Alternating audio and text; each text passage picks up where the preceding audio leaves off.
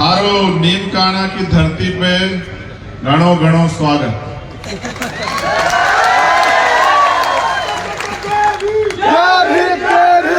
मैं भी सब बता दूंगा क्या नारे लगाने।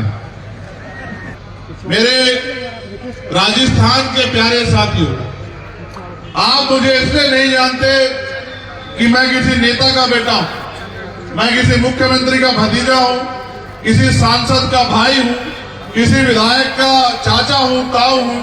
आप मुझे सिर्फ एक बात से जानते हैं कि मैं डॉक्टर बाबा साहब अम्बेडकर सर छोटूराम जी के मिशन का सिपाही हूं। और जब भी आप पे कभी भी कोई अन्याय अत्याचार यहाँ किसानों पे, देश भर में, राजस्थान छोड़िए, मजदूरों पे, नौजवानों पे, महिलाओं पे, SC ST OBC माइनॉरिटी के लोगों पे, चाहे वो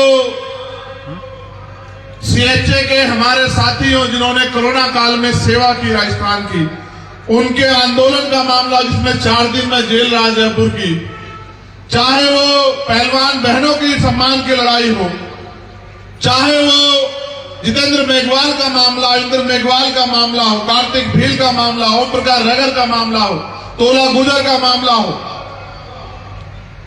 कोई ऐसा मामला नहीं है जब आपकी तरफ जुल्म ज्यादती की आंधियां उठी और चंद्रशेखर आजाद आपका साथ देने के लिए यहां देर से पहुंचा। कोई ऐसा मामला आपको ढूंढने से नहीं मिलेगा।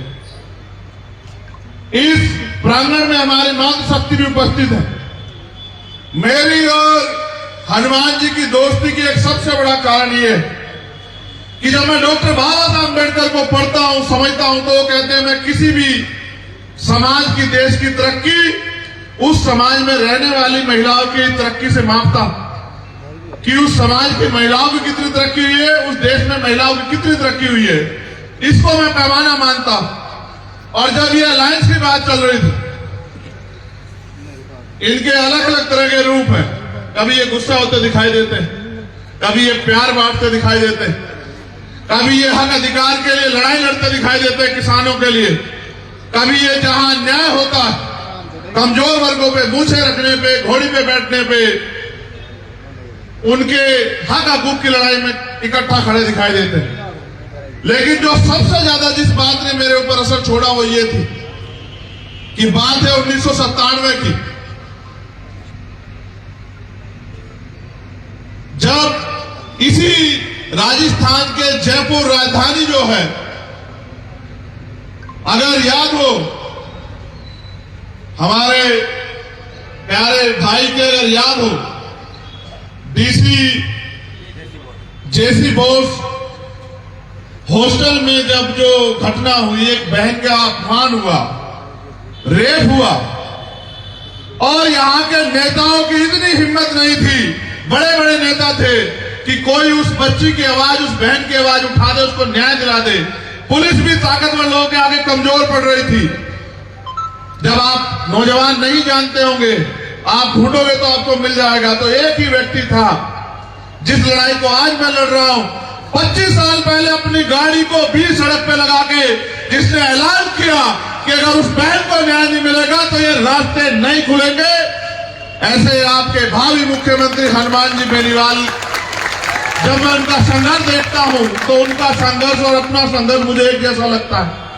जब ये अकेले थे तब आपके लिए बहुत ईमानदार से लड़ रहे थे। अब तो हम 1 और 11, और जब हम 1 और 11 हुए, आपने पहली बार राजस्थान में देखा होगा कि आगे स्थापित दल जिनकी सरकार है, उनको भी अपनी लिस्ट जारी करने में पसीने छूट गए। आखिरी दिन जारी कर रहे, क्यों? उसका एकमात्र कारण मैं आपको बताता हूं कि जहां ये किसान का, मेरे नौजवानों, महिलाओं की आवाज है, वही हमने संघर्ष से, और मैं धन्यवाद दूंगा अपने भीम आर्मी के एक साथी का, अपने भाई का, अपने वीर योद्धा का, जिन्होंने मुझे बल दिया। उनकी एकता इतनी मजबूत है राजस्थान में, अगर ये अंगड़ाई ले जाए तो सत्ता परिवर्तन कर सकती है। मैं राजेश को कब से जानता हूं, मेरे आज भी याद 2018 में थाना गाजी प्रकरण हुआ, इसका जिक्र किया, और मेरे बहुत अच्छी तरह याद है। मैं यूपी से आया और रास्ते में गिरिराज और ये और हमारे नेता अनिल जी धेनवाल वो मिले मुझे, और उस दिन जो आक्रोश था, उस बहन को न्याय दिलाने के लिए मेरे आज भी याद।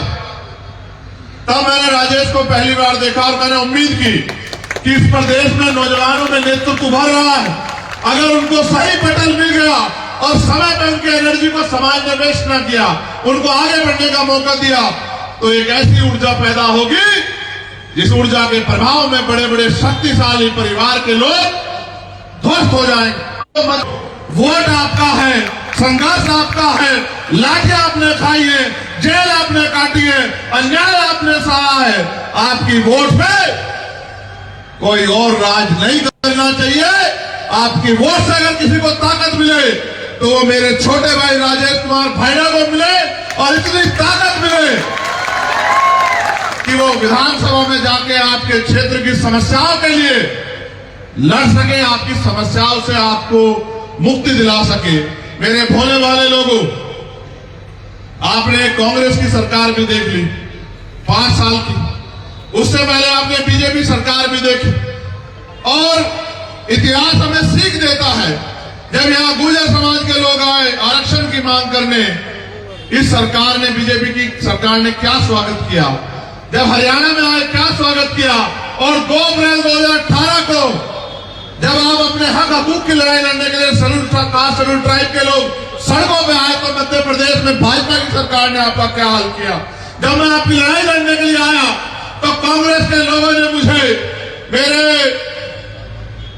इंद्र मेघवाल के परिवार से जोधपुर में मिलने नहीं दिया, 4 बार वापस भेज दिया। जब मैं सीएसए की लड़ाई लड़ने के लिए आया जयपुर में, इन्होंने मुझे यहां से उठा के जेल भेज दिया। मैंने कभी तकलीफ नहीं समझी। लेकिन आज मैं आपको कहना चाहता हूं, अगर वास्तविकता में आप मुझसे प्यार करते हो तो फिर मुझे आपकी लड़ाई लड़ने की ताकत भी दो। आपकी एक वोट, जो बोतल के चुनाव चिन्ह, जो हमारे गठबंधन का चुनाव चिन्ह है, जब नीम का थाना पे हमारे प्रत्याशी को पड़ेगी, उससे मुझे शक्ति मिलेगी। और जब शक्ति मेरे पास होगी तो मैंने जो संकल्प लिया है कि इस बार आपके बीच के भाई को, आपकी लड़ाई लड़ने वाले भाई हनुमान जी बेनीवाल को हम लोग मुख्यमंत्री बना के छोड़ेंगे, तो वो सपना तभी पूरा होगा, मेरा संकल्प, जब आप इस वोट की शक्ति से हमें ताकत दोगे। आप नारे बहुत लगाते हो, बड़ी बड़ी रैलियां कराते हो, एक दिन के कार्यक्रम पे आप हजारों की संख्या में जुटे, आपका जोश जुनून भी बहुत मजबूत है। लेकिन आप सोचो, जब तक लोकतंत्र में राजनीतिक शक्ति हमारे पास नहीं होगी, आपके जीवन में हम लोग क्या बदलाव कर सकते ना। मेरी इच्छा है कि हर परिवार तक रोजगार पहुंचे। कैसे?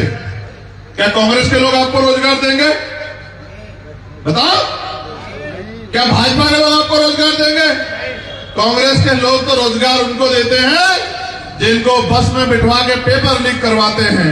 कांग्रेस के लोग तो गरीबों के सगे नहीं, कांग्रेस के लोग तो विधायक मंत्रियों के सगे हैं, उनके परिवार के लोगों को आगे बढ़ाते हैं। आपने कितने विधायक मंत्री, अपनी जेब को देखो।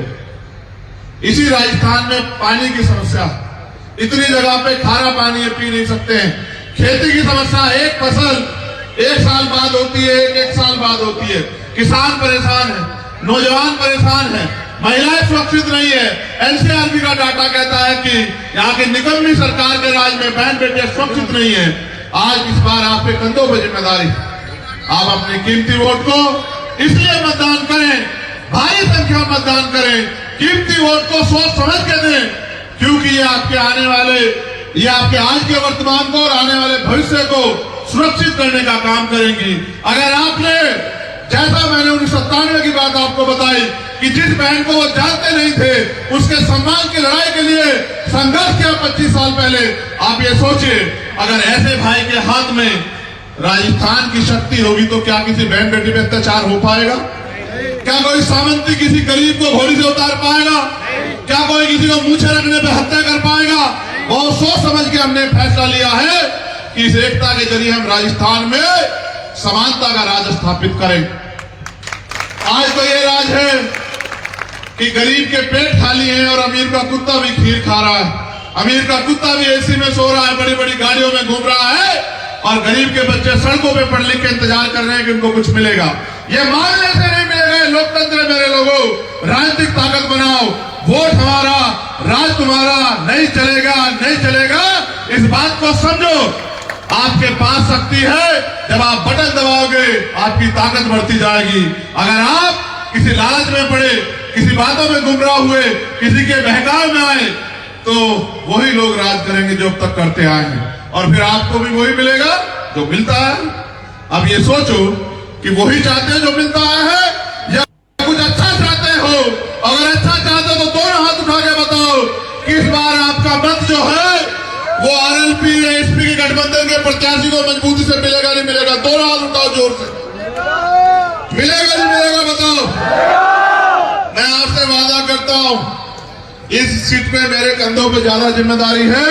मैं एक बार और जरूर आपके बीच आऊंगा, क्योंकि मैं चाहता हूं कि एक नौजवान मेरा छोटा भाई यहां से आगे बढ़ के जाए और यहां की जनता की सेवा करे।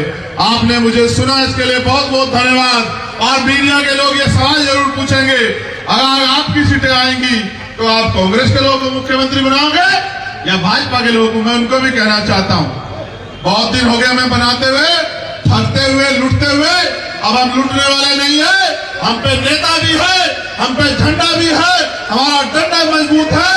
हम जितने हमारे विधायक जीतेंगे उनका एकमात्र लक्ष्य ये होगा कि भाई हनुमान जी बेनीवाल मुख्यमंत्री बने, किसान का बेटा कुर्सी बैठे और आपकी तरक्की के रास्ते खुले। बहुत बहुत धन्यवाद। जय भीम, जय भारत, जय मंडल, जय जोहार और जय संविधान।